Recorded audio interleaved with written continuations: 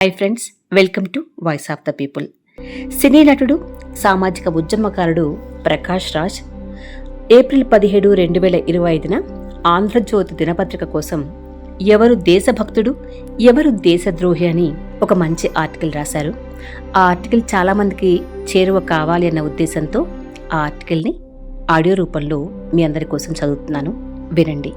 ఎవరు దేశభక్తుడో, ఎవరు దేశద్రోహో మీరు కూడా ఆలోచించండి. ఇటీవల ఓ సినిమా షూటింగ్ కోసం ఢిల్లీకి వెళ్ళాను. రాత్రంతా షూటింగ్, పగలు విశ్రాంతి. బయటకు వెళ్దామంటే ఎర్రటి ఎండ. టీవీ పెడితే పార్లమెంట్లో వక్ఫ్ చట్టంపై చర్చ జరుగుతోంది. దాన్ని చూస్తుంటే నాకెందుకో ఉమర్ ఖలీద్ గుర్తుకొచ్చాడు. ఏసీ రూముల్లో నివసించే నేనే ఎండను తట్టుకోలేకపోతున్నానే.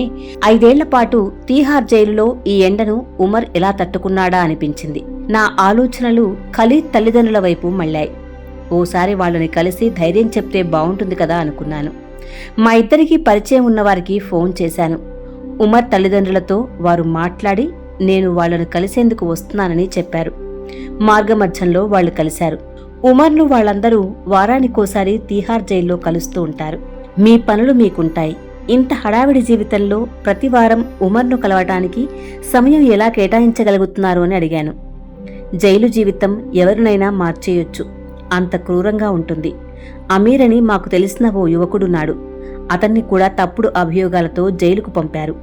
మొదటి 3 నెలలు అమీర్ కుటుంబ సభ్యులు ప్రతివారం వచ్చి తనను కలిసేవారు.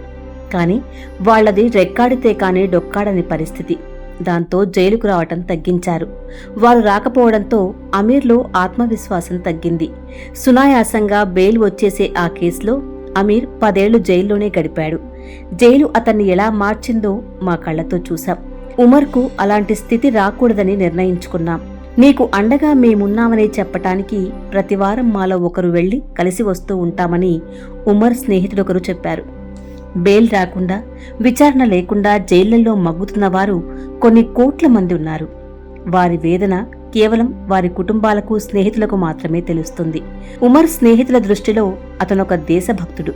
దేశంలో జరుగుతున్న అన్యాయాలకు వ్యతిరేకంగా పోరాడుతున్నవాడు. అలాంటి వ్యక్తిని ప్రభుత్వం జైల్లో ఉంచి మానసికంగా ఇబ్బంది పెడుతోంది కాబట్టి వారు అతనికి అండగా నిలవాలనుకున్నారు ఉమర్ స్నేహితులు.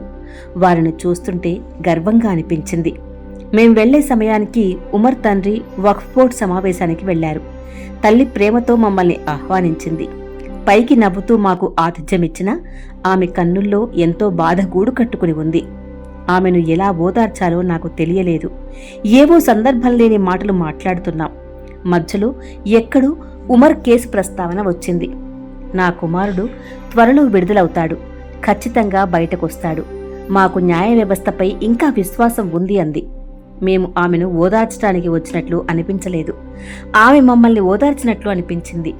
నా కళ్ళు చెమర్చాయి. కొడుకును అన్యాయంగా జైల్లో పెట్టిన వారికి శాపనార్థాలు పెట్టాల్సింది పోయి న్యాయ వ్యవస్థపై నమ్మకంతో మాట్లాడుతోందంటే ఆమె ఆత్మవిశ్వాసాన్ని ఎలా వర్ణించాలి? ఇంతలో ఉమర్ తండ్రి వచ్చాడు.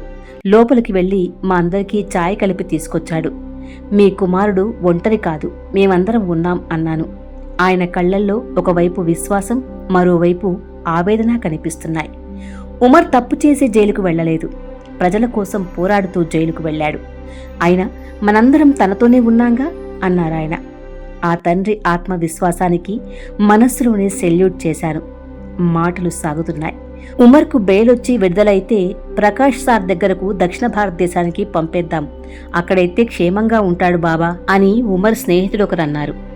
ఉమర్ తండ్రి అతని కళ్లల్లోకి సూటిగా చూసి, పోరాటం జరుగుతున్నది ఇక్కడ ఢిల్లీలో. ఆ ప్రాంతాన్ని వదిలి ఎక్కడికి వెళ్ళాలి, ఎందుకు వెళ్ళాలి అన్నారు. ఆయన మాటలకు నాకు షాక్ కొట్టినట్లయింది. వారి దృష్టిలో పోరాటమనేది జీవితానికి పర్యాయపదం.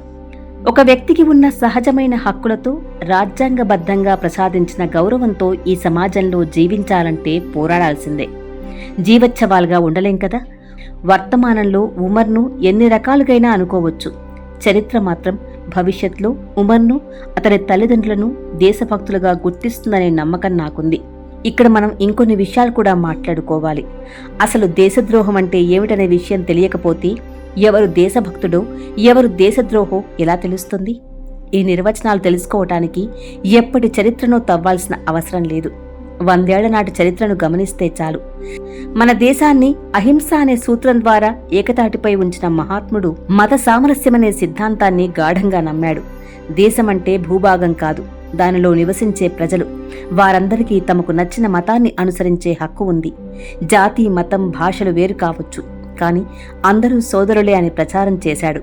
ఈ భావజాలాన్ని వ్యతిరేకించిన గాడ్సే అనే మతతత్వ ఉన్మాది మహాత్ముడిని హత్య చేశాడు.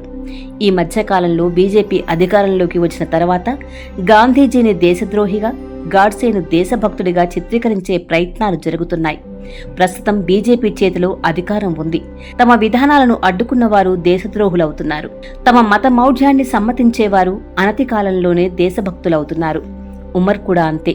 అతను ఒకప్పుడు చురుకైన యువకుడు, భారత రాజ్యాంగ ఆత్మను అర్థం చేసుకున్నవాడు, దానిని నాశనం చేస్తున్న వారికి వ్యతిరేకంగా రోడ్డెక్కి పోరాడినవాడు, మతద్వేషాన్ని, మత మౌఢ్యాన్ని వ్యాప్తి చేస్తూ రాజకీయ లబ్ధి పొందాలనుకున్న వారికి వ్యతిరేకంగా పోరాడినవాడు. మతం వ్యక్తిగత అంశం, దానికి రాజకీయాల్లో స్థానం లేదు అని ప్రతిపాదించిన గాంధీకి నిజమైన మానసపుత్రుడు.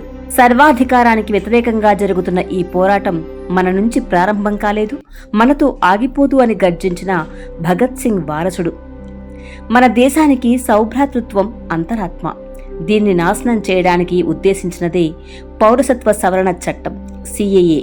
దీనికి వ్యతిరేకంగా ఉమర్ పోరాడాడు. దీనిని వ్యతిరేకించే వారికి, సమర్థించే వారికి మధ్య జరిగిన పోరాటం హింసాత్మక రూపం దాల్చింది. ఈ పోరాటంలో ఎక్కువగా ప్రాణాలు కోల్పోయింది ముస్లింలే.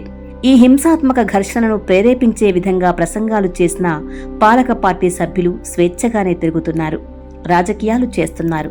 కానీ ఉమర్ను మాత్రం ఉగ్రవాద నిరోధక చట్టం కింద ప్రభుత్వం అరెస్టు చేసింది.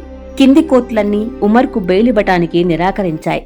సుప్రీంకోర్టులో బెయిల్ పిటిషన్ పెండింగ్లో ఉంది. ఆరోపణలపై విచారణ చేయకుండా, నిర్ధారణ చేయకుండా ఒక వ్యక్తిని 5 ఏళ్లు జైల్లో ఉంచడం చట్టవిరుద్ధమని సహజ న్యాయ సూత్రాలు చెబుతున్నాయి. కానీ ఉమర్కు తన నిర్దోషిత్వాన్ని నిరూపించుకునే అవకాశమే లేకపోయింది.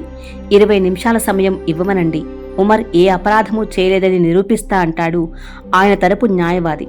కానీ ఆ 20 నిమిషాల సమయం సుప్రీంకోర్టుకు లభించటం లేదు. చచ్చిన చేపలే ప్రవాహానికి కొట్టుకుపోతాయి, బతికిన చేపే ప్రవాహానికి ఎదురెదుతుంది, ఒడ్డుకు చేరుతుంది. నా దృష్టిలో ఉమర్ ప్రస్తుతం ప్రవాహానికి ఎదురెదుతున్న చేప. ఎప్పటికైనా తప్పకుండా విజయం సాధిస్తాడు.